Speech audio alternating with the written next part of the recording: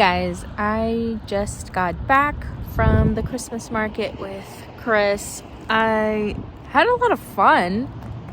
Christmas markets in Canada are definitely a lot more different than the European ones.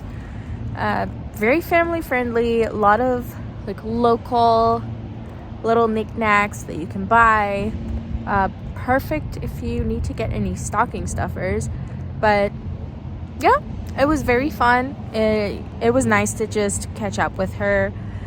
And I got some of my stocking stuffers. All the goods are in here in my little cat bag. So yeah, now I'm waiting for Sean to come pick me up because I haven't quite figured out which bus to take to go home. Luckily, it's not that far. At least, it's not that far if you have a car.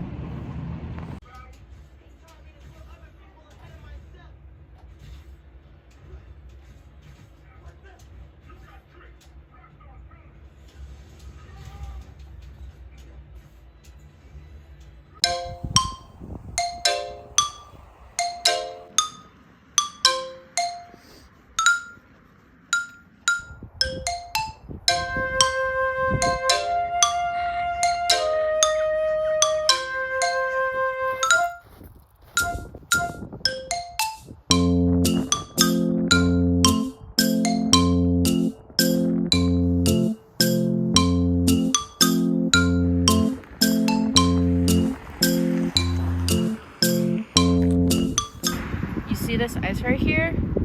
That might be the death of me or the reason why I break my hip. Ooh. So I'm at this park right now. It's in the neighborhood.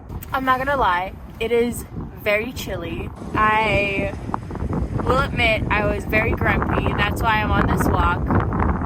It's a mental health walk. The goal of finding a place to have coffee, I've scrapped it. I figured I'm gonna save up some money and just go for the walk, just see if I can find some beauty in this neighborhood, even though it's freezing outside, and I am also the only person on a playground. Now, I'm not the kind of person that will quickly think of what other people might think of me, but even for me, this is a little silly. I'm having fun. I've had enough. This was good. It is cold. I'm gonna go home and do some stuff there. Be productive there. See you at home, guys.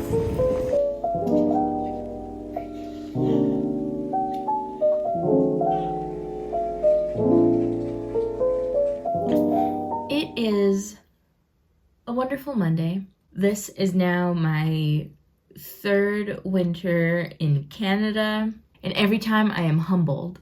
So I check the weather every morning, and every morning when it's below freezing point, I think to myself, how bad can it really be? I'm sure I could just go for a walk. And you could, technically, you could go out for a walk, except that it could cost you a broken bone. There is this phenomenon. I don't know if this applies to everywhere in the world, but at least in Canada, there's this phenomenon called black ice, and that's on the road, on the sidewalk. You think it's safe to go on a stroll because there is no snow on the sidewalk. However, it just looks wet. Okay, and then you walk over it and you slip. That's black ice. Excuse me, that's black ice. And that makes your life a lot more difficult than it already is. There was a strong wind that made it a lot cooler than my weather app had initially showed me. Because sometimes it can be 4 degrees and it's sunny out. You don't need to wear your winter coat. It is peak weather. Sometimes it is 4 degrees and it is cold. It is unbearable. It kind of reminds me of the weather back in the Netherlands. So most of my Canadian friends here have said, oh, how cold can the Netherlands really get? When I say 10 degrees or 9 or 5 even, they go, but that doesn't sound too cold. Little do they forget, the climate is different there. It is wet, humid. So the cold air seeps through your clothes, seeps through your skin into your bones, and it stays there until you warm up with tea or hot cocoa or a hot shower. Otherwise, it will stain to your bones. And I have gotten more sick in the Netherlands than I have in Canada. As I said in maybe like a previous vlog, you can take the Dutchie out of the Netherlands, but you can never take the Dutchie out of me. Oh, it's a new week, it's a new day. I have a couple of fun things planned for this week. I'm gonna try and go to the gym, but what I am gonna do for sure is cook up a nice dinner. We're going Greek tonight, and in order to do that, I have to do some grocery shopping. I'm all ready to go. Got my bags packed, and welcome to the vlog.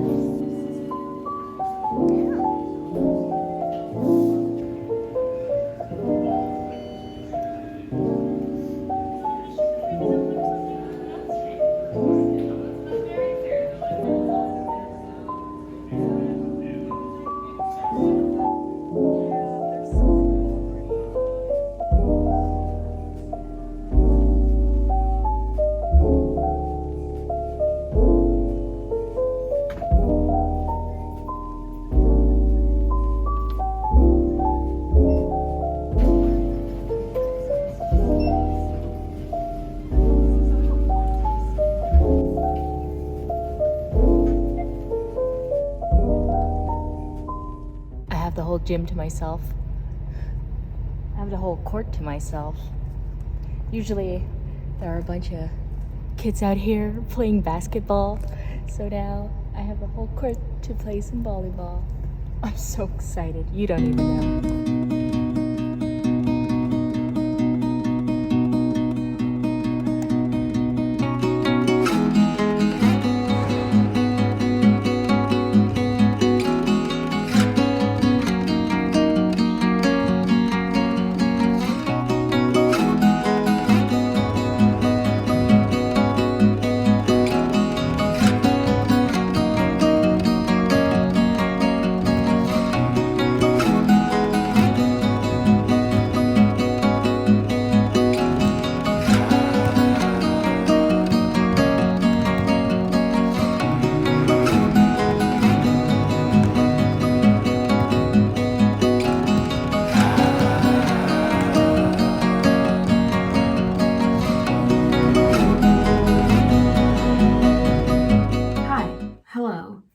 Just came back from the gym. Usually in that gym there are a lot of kids playing basketball, obviously because it's a basketball court. However, I entered that court.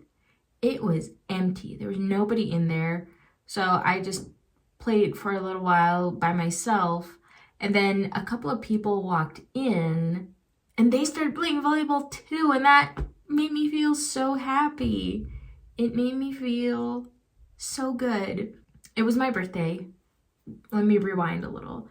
It was my birthday. Sean, I had told him that because of the move, losing my job, the whole shebang, I was feeling way too overwhelmed to also receive a big gift.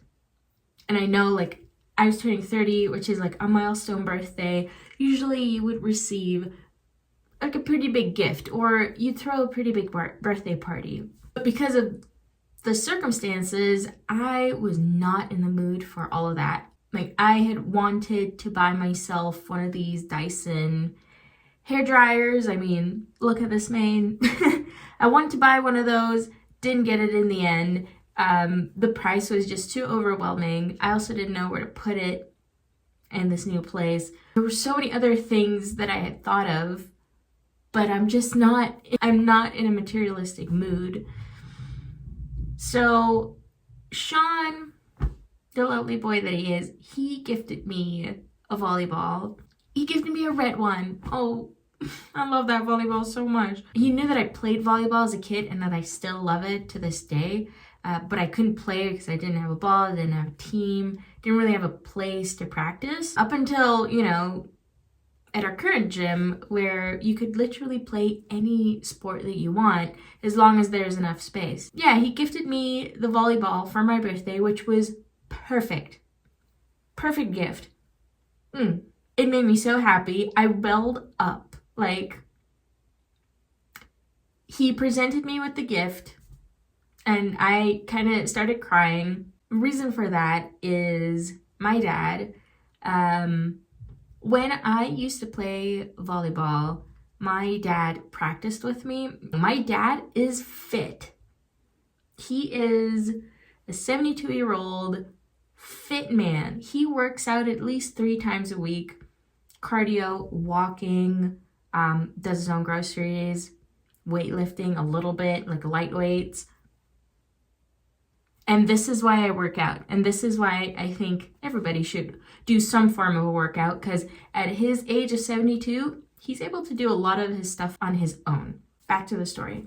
So my dad and we used to play volleyball together, and we didn't play in a gym at the time. We didn't have a subscription. The gyms that were available, they were usually rented out or booked by other players, whether that was volleyball, basketball, any kind of indoor sports. So we played outside. However, still, my dad, he would motivate me. He would get me up, encourage me to play volleyball with him. And I did, because I thought it was a lot of fun. And at the time, I didn't really think about it, but that quality time that I got with him, it is precious. It is precious. Just the ball and 2 people. It is a memory that I will cherish forever. And that is the reason why I welled up, because it reminded me of playing volleyball with my dad. It's not that he just played volleyball. My dad was a very sporty guy back in his old days. Football, volleyball, basketball, you name it. He used to play all of that when he was in Iran. And then I picked volleyball as a sport, and then he got to play some volleyball with me. Anyway, me getting that volleyball and seeing that family play volleyball together on a basketball court as I was playing solo, it was so touching. The past couple of weeks, I've been feeling kind of sad and ups and downs and all of that, but it's moments like these where I feel happy. I don't know if anybody else out here feels this way about a certain sport or any kind of physical activity that they do by themselves or with someone else, or they used to do it with someone else. For me, it was volleyball with my dad. I have so many lovely memories, but I would love to hear if you guys have any memories of any kind of physical exercise that you used to do with someone. Peak form of quality time. And I love quality time. I love it. I love to just spend time with someone. That will make me the happiest camper. Well, that's enough sentimental yapping for now. I am going to take a shower. I have played so much volleyball. It must have been 2 hours. No, I worked out for an hour and then I did an hour of volleyball. I think I'm going to be very sore tomorrow, but I'm going to wash off the stinky and I'm going to start cooking. I'm going to have moussaka tonight. See you later.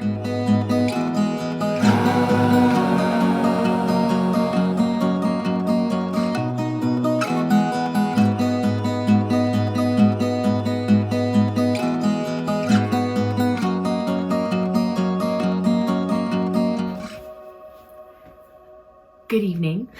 As always, I forgot to film the food that I made, but what can you do? I made some Greek moussaka. Sean? Yeah. I made some Greek moussaka. I made it once before, and I forgot how time-consuming it can be. So we ate fairly late, but it was good. It was good. Not my best work. It's a little difficult to make moussaka. So it's essentially an eggplant dish or aubergine. And the aubergine has to be, so the first mistake I made was I cut it in its length instead of just cutting. There's a lot of sound coming out here. Anyway, I ended up having thick skin of aubergine that needed to be cut through. Not a great experience. As you can see, it is nighttime and I am ready to go to bed. Hello, you can come in. Hi, buddy. Come on up. As you can see, I have a visitor, so I'll talk to you tomorrow. Bye.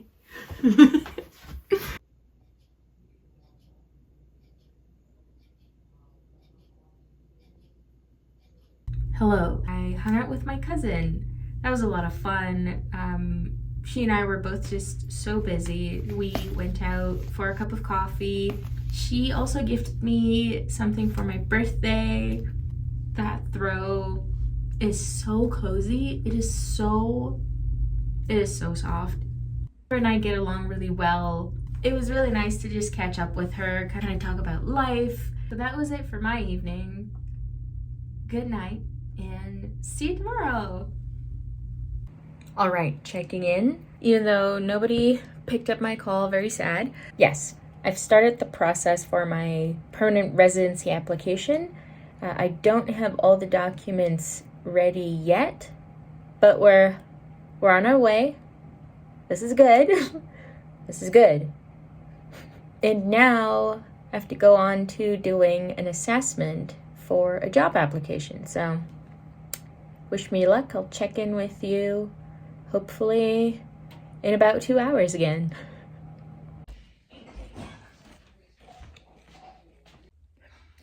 I've done the assessment. I don't know how I did, but I feel like I will hear back from them in a couple days. No idea how I did.